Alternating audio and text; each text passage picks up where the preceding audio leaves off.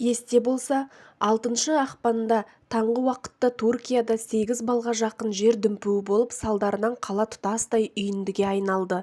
Ресми мәліметтер бойынша 20 мыңнан астам мәйіт табылды. Жарақаттанғандар саны 80 мыңға жуық. Әлі толық ашылып бітпеген қирандылар көп. Қазақстан азаматы Батыр Сиябек Түркиядағы қайғылы жағдай салдарын көзбен көріп, түйген ойын жария етті. Ол желіден ел таратқан ақпаратты жылы төсекте жатып көру бір бөлек.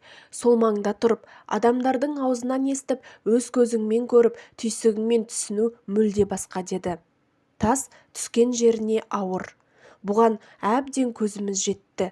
Жүрегім жарылып та, езіліп те, ауырып та бітті.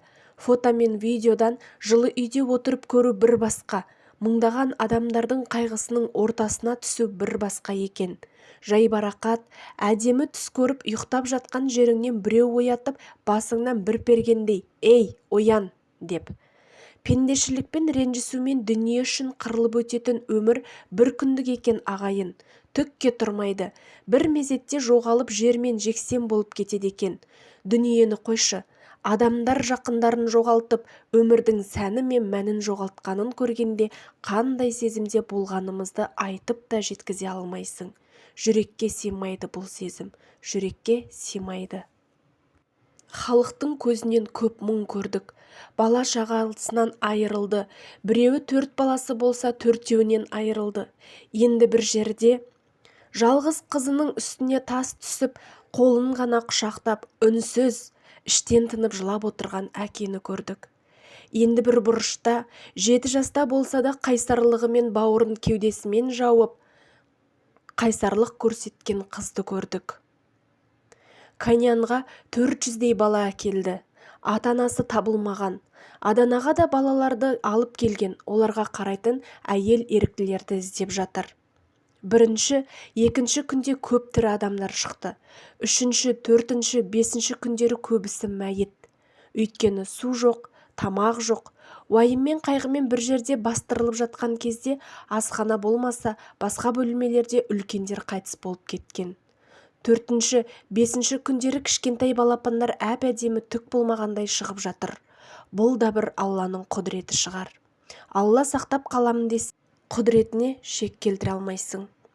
Үйдің астында жатқан әйел кейпінде біреулер келіп, су беріп, тамақтандырып, бақты деп айтып жатыр.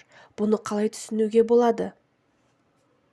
Біз түрік халқының сабырлығын көрдік. Мысалы, барлық мүліктен айырылды, бизнесінен айырылды, жұмыстарынан айырылды. Осының бәрі былай тұрсын, Хатай қаласы 100% жойылып кеткен. Осылай 10 аудан кетті. 13-14 миллион адам зардап шекті ғой былай қарасаң.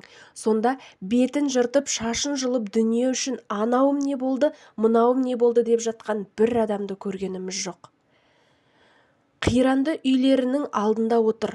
Дивандарын шығарып алып, от жағып, жалғыз уайымдары сол, жоғалып кеткен жақындары, немесе көршілерінің жақындары, деп жазды Батыр Сиябек. Оқыған Шығыс қызы. Достар, видеомды соңына дейін көріп, менімен бірге болғандарыңызға алғыс білдіремін. Менің арнама тіркеліп, лайк басып, комментарийға өз ойларыңызды жазып кетулеріңізді сұраймын.